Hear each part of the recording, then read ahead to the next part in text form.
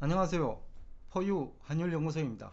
이번 시간에는 전통적인 위험관리 방법이 오히려 위험하다라는 블랙록 자산운용 대표의 얘기를 가지고 나왔습니다. 블랙록이라고 하면 자산운용 규모가 10조 달러 이상인 그 헤지펀드로서도 명성이 자자하죠.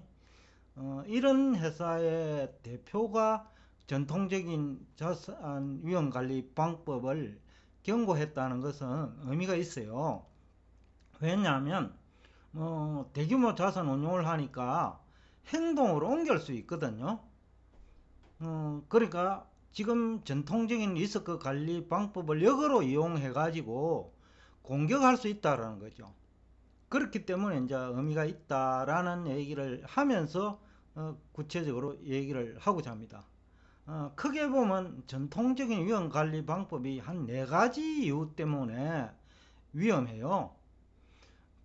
첫째는 경제 환경이 변했다라는 거고, 그 다음에 두 번째는 대부분 국가에서 외화 표시 부채가 증가를 했고, 또 그 기업 가게 모두 부채가 많고, 그 다음에 자본시장이 개방되어가 있는데, 과거에는 주식시장 정도 개방되었는데 지금은 채권시장, 주식, 부동산 대부분의 자산시장이 다 개방이 되어 있어요.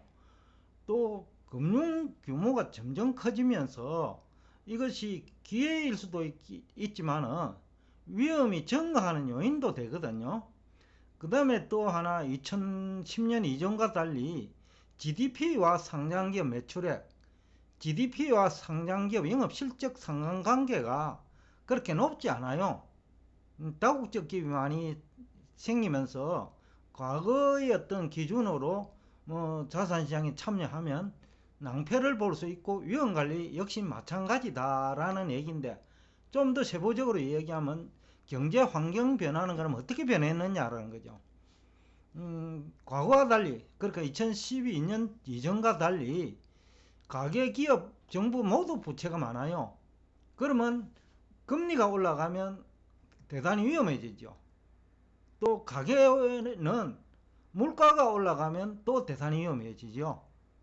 또 물가가 올라가면 금리가 올라가니까 연계대가 있고 부채가 많기 때문에 그야말로 가계, 기업, 정부가 모두 위험해질 수 있다는 거죠. 거기다가 바이든 정부 들어와 가지고 친환경 정책이 전 세계적인 이슈로 등장하면서 이게 세부적인 스케줄과 디테일한 정책 절차를 가지고 접근하는 것이 아니고 어느 날 정책 화두로 던졌단 말이죠. 그러니까 준비는 제대로 안 돼 있었던 거죠. 그러다 보니까 친환경 정책 이것이 오히려 고물가를 불러왔고 고금리를 불러온 거죠. 그러다 보니 가계와 기업이 또 정부가 모두 위험해지는 그런 비정상적인 이제 환경이 만들어진 거죠.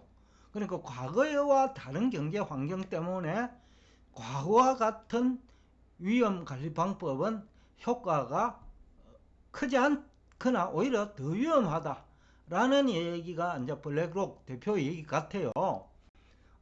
앞에서도 포유환율연구소가 여러 차례 얘기를 했지만은 오늘날은 상장기업 대차 대조표가 그 금융시장과, 그러니까 자산시장과 그리고 원자재 시장, 화폐를 매개 변수로 밀접하게 연결되어 있거든요. 그렇기 때문에 그 자산시장 어느 한 분야, 특히 주식시장에 문제가 생기면 다른 상장기업 모두 다가 영향권에 들어온다는 거죠. 왜냐하면 금융 비중이 높아지면서 금융자산 비중이 커졌다는 거죠. 그러면 A라는 주가가 폭락하면 그 A라는 주식을 가지고 있는 기업의 주가도 폭락하고, 또 B라는 기업의 주가가 폭락하면 또 C라는 기업의 주가도 큰 폭으로 하락한다는 거죠. 그렇기 때문에 자산시장 전체가 동반 상승하고 동반 하락하기 때문에 전통적인 위험관리 방법은 효과가 없거나 오히려 위험하다 라는 얘기가 될 것 같아요. 그 다음에 두 번째로 지금 대부분의 국가에서 외화 표시 부채가 많거든요. 이 얘기는 뭐냐 하면 환율이 올라가거나 아니면 물가가 큰 폭으로 상승하거나 금리가 큰 폭으로 상승하면 이 외화 표시 부채가 많은 국가는 또 환율이 올라가면서 더욱더 물가가 오르고 더욱더 금리가 올라요.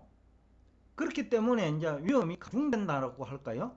위험이 점점 더 커진다라는 거죠. 시간이 갈수록. 특히 이제 한국처럼 수출입 비중이 높잖아요. 이럴 때 외채까지 많으면 지금 우리나라 외화 자산도 많지만은 외화 부채도 적지 않거든요. 또 지난해 이후에는 외화 부채가 점점 증가해요. 뭐 1년에 1000억 달러 정도 증가했으니까 엄청 증가한 거죠. 약 한 25%가 1년에 외화 부채가 증가했다는 건 외화 부채 증가 속도가 굉장히 빠르다는 거죠. 그런데 여기에 그 환율 올라가면 당연히 물가가 오르고 금리는 추가적으로 오르면서 부동산 시장, 주식 시장 모두가 망가진다는 거죠. 그렇기 때문에 이제 과거와 다르다 환경이. 그리고 과거와 같은 위험관리 방법은 이제는 통하지 않는다는 얘기죠. 뿐만 아니라 자본시장이 이제는 개방돼 있어요. 금융시장도 또 규모가 너무 커져 버렸고, 그러다 보니까 돈이 국제 간에 이동을 하면서 또 환율 등락폭이 확대되고 자산 가격 등락폭이 확대되는 거죠. 그리고 금리 등락을 수반하기 때문에 자산시장 전체가 영향권에 들어와 있고, 그래서 과거와 같은 전통적인 자산 운용 방법으로는 소개의 목적을 달성할 수 없다라는 거죠. 거기다가 GDP와 상장기업 매출액 관계도 과거와 달리 상관관계가 높지 않아요. 2010년 이전만 하더라도 GDP와 상장기업 매출액 관계는 높았어요. 또 상장기업 영업 실적도 GDP와 관계가 높았어요. 그런데 지금은 그렇지 않다라는 거죠. 성장률이 높은 국가에 투자하더라도 실패할 확률이 높다. 그런 얘기가 이제 가능해요. 그래서 주식을 편입을 해가지고 뭐 A, B, C, D, E, F, G라는 뭐 한 10개 종목을 편입하더라도 위험은 오히려 더 심화될 수 있다. 왜냐하면 기업 대차 대조표가 서로 연결되어 있기 때문입니다. 그래서 동반 상승, 동반 하락하고, 이제는 가계도 대차 대조표를 작성하고 있지 않을 뿐이지 기업처럼 대차 대조표 작성은 가능하거든요. 뭐 가계도 부채가 있고 자산이 있고, 그죠? 그리고 또 나가는 지출이 있기 때문에 수입도 있고 대차 대표 작성이 가능한데, 가계도 가계끼리 이제는 서로 연결되어 있다는 거죠. 금리와 부동산을 매개 변수로. 그렇기 때문에 과거와 같은 그 위험 관리는 이제는 통하지 않는다는 거고, 그렇다면 그럼 어떻게 해야 될 거냐? 그래서 포유환율연구소가 구체적으로 몇 가지를 지금 얘기를 하고자 합니다. 우선은 주식은 포트폴리오 구성 방법으로 위험을 관리하면 오히려 더 큰 위험으로 발전할 수 있으니까 주식과 외환을 서로 이용해가지고 서로 상호작용 관계를 이용해가지고 위험관리가 가능해요. 예를 들면 지난해 6월부터 우리나라 주식이 무너지기 시작했어요. 그러면 그때 달러를 바꾼다면 그때만 해도 1150원 했거든요. 근데 지금 1350원 하니까 200원이라는 거죠. 여기에서는 깨져도 외화에서 한 15% 정도 남는다라는 거죠.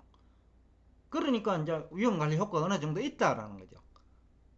그리고 거기다가 뭐 수입업체의 경우에는 이거는 개별 이제 주식 투자자고 환율이 올라가면 안 되잖아요. 그럴 경우에는 이제 미국 주식에 투자하는 방법도 있겠고, 그리고 엔화 표시 부채를 이용해 가지고 또 위험 관리가 가능하겠죠. 그리고 엔화 표시 부채를 일으킨 그 돈으로 그 일본 주식에 투자한다면 효과적인 위험 관리가 된다는 거죠. 과거에는 어떤 식으로 했나요? 선물환을 이용했다는 거죠. 수입업체는 환율이 오르면 안 되니까 선물환 매수를 하고, 수출업체는 환율이 내리면 선물환 매도를 하는데, 그 방법은 지난해처럼 환율이 이렇게 예상보다 높게 오르면 효과가 오히려 없고 더 위험해진다는 거죠. 그러니까 과거와 같은 위험관리 방법으로 접근해서는 곤란하다. 오히려 더 위험해질 수 있다. 위험 관리를 했기 때문에 위험이 더 커질 수 있다라는 얘기가 가능하죠.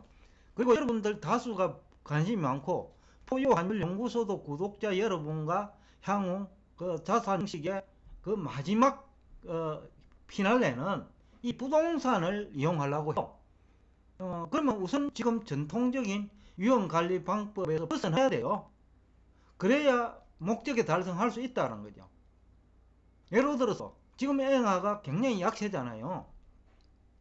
뭐 기업은 앞에서 얘기한 대로 엔화 표시 부채를 지난해 일으켰다면 수입업체의 경우에는 그 돈으로 또 엔화는 일본 주식시장은 엔화 가치가 떨어지면 오히려 호재거든요. 그러면 그것을 이용해 가지고 일본 주식에 투자를 했다면 굉장히 효과적인 위험관리가 되는 거죠. 마찬가지로 부동산은 지금 일본이 지금 엔 약세예요. 근데 일본이 엔 약세가 왜 됐냐가 제일 중요한데, 일본은 금융회사도 그렇고 기관 투자자도 그렇고 상장기업도 가게도 외화자산이 많아요. 그러면 원래처럼 환율이 한 20% 상승하면 환차익이 가게, 기업, 은행, 기관 투자자 모두 환차익이 20% 생겼어요. 그러니까 가게도 건전해지고 기업도 건강해지고 은행도 건강해진 거예요.